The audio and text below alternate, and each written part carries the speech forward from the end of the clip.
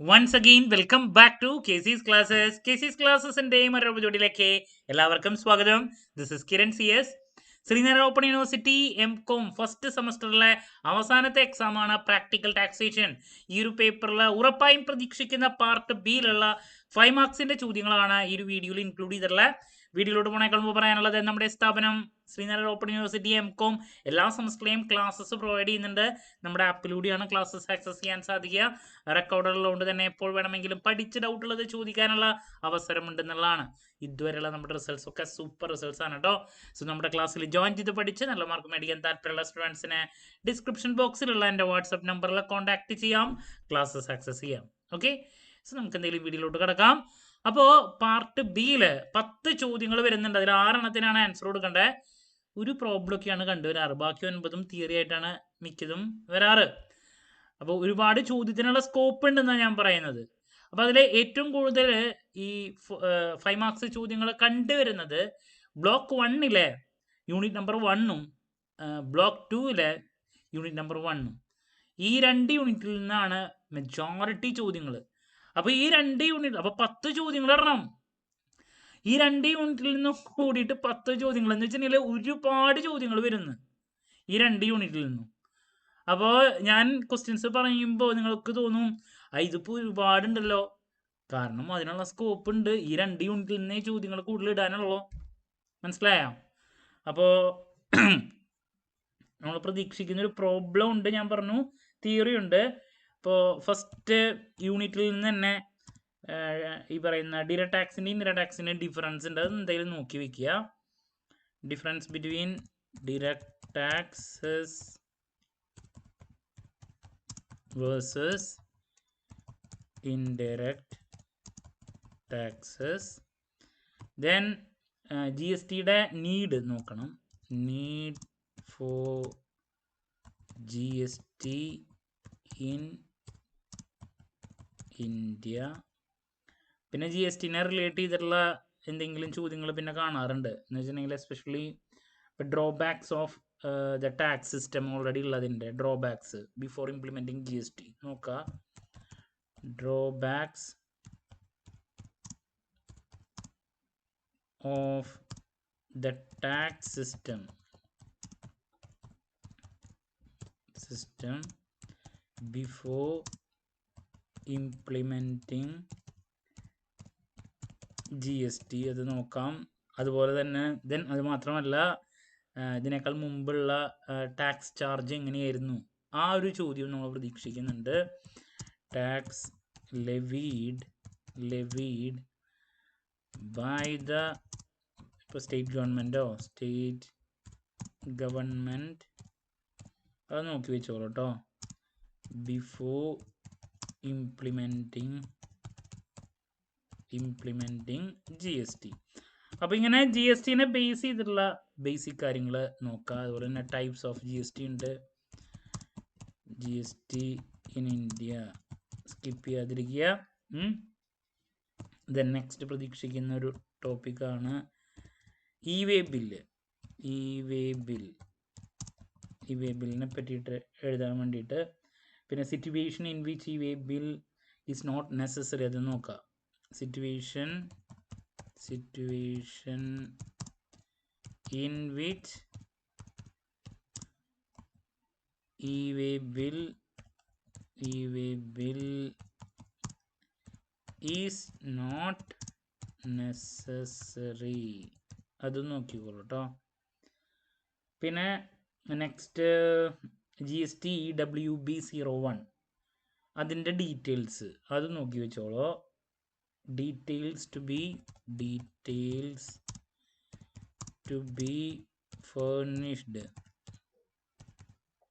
furnished in form GST EWB01 നോക്കിക്കോളൂ, ഈസിയാണ്. അതുപോലെ തന്നെ GSTIN-ൻ്റെ സ്ട്രക്ചർ, GSTIN അതിൻ്റെ സ്ട്രക്ചർ നോക്കണം. അതുപോലെ തന്നെ ടൈപ്സ് ഓഫ് GST രജിസ്ട്രേഷൻ അല്ലെങ്കിൽ GST രജിസ്ട്രേഷൻ്റെ ബെനഫിറ്റ്സും അത് നോക്കുക. GST രജിസ്ട്രേഷൻ രജിസ്ട്രേഷൻ എന്താണ്, അതിൻ്റെ ബെനഫിറ്റ്സ് നോക്കാം കേട്ടോ. ടൈപ്സും ബെനഫിറ്റ്സ് ആൻഡ് ടൈപ്സ്, ബെനഫിറ്റ്സ് ഉണ്ട്, ടൈപ്സ് ഉണ്ട്. ഓക്കെ, ഇനി അപ്പോൾ ഇതൊക്കെ ഉള്ളതാണ്. ഇതിൽ നിന്ന് ഇപ്പം ഞാൻ പറഞ്ഞ ചോദ്യങ്ങളിൽ നിന്ന് തന്നെ അത്യാവശ്യം ചോദ്യങ്ങൾ നിങ്ങൾക്ക് ലഭിക്കും. ഫസ്റ്റ് ബ്ലോക്ക് നോക്കിയാൽ തന്നെ ഏകദേശം ചോദ്യങ്ങളായി എന്നുള്ളതാണ്. ഇനി ഞാൻ പ്രോബ്ലം പറഞ്ഞില്ലേ, അത് ടാക്സ് ഡിഡക്റ്റഡ് അറ്റ് സോഴ്സ് കണ്ടുപിടിക്കാൻ വേണ്ടിയിട്ടുള്ള ഒരു പ്രോബ്ലമാണ് സാധാരണ കണ്ടുവരാറ്. Compute the amount of tax to be deducted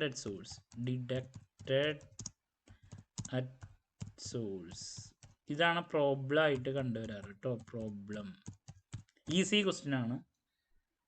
പിന്നെ മറ്റൊരു ചോദ്യം, ടൈപ്സ് ഓഫ് GST റീഫണ്ട്,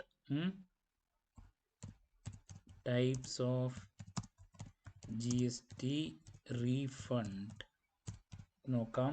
അതുപോലെ തന്നെ മറ്റൊരു ചോദ്യം, ഫയലിംഗ് ഓഫ് GST റിട്ടേൺ, അതിൻ്റെ benefits of filing GST returns നോക്കാം. 5 മാർക്കിന് നമ്മൾ പ്രതീക്ഷിക്കുന്ന മറ്റൊരു ചോദ്യം. അതുപോലെ തന്നെ അതിൽ ETDS റിട്ടേണിനെ പറ്റിയിട്ട്, ETDS റിട്ടേൺ എന്താണ് നോക്കി വെച്ചോളൂ.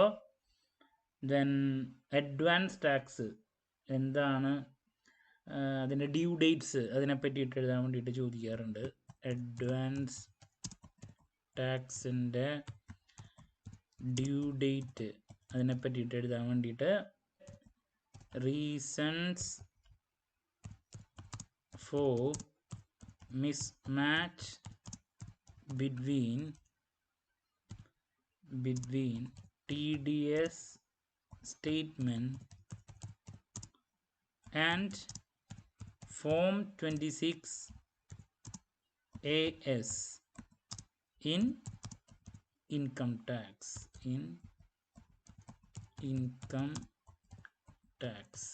അത് നോക്കിക്കോളൂ കേട്ടോ. 5 മാർക്കിന് തിയറി ആയിട്ട് ചോദിക്കാറുള്ള മറ്റൊരു ക്വസ്റ്റ്യൻ ആണ്.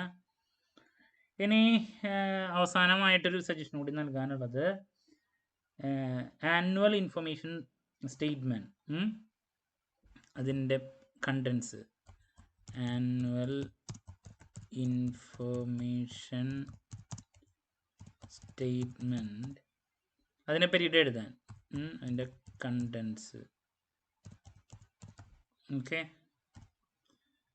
ഒരു സജഷൻ കൂടി നൽകാനാണെങ്കിൽ സ്കീം ഓഫ് TDS ഉണ്ട്, അതും കൂടി നോക്കിക്കോളൂ കേട്ടോ.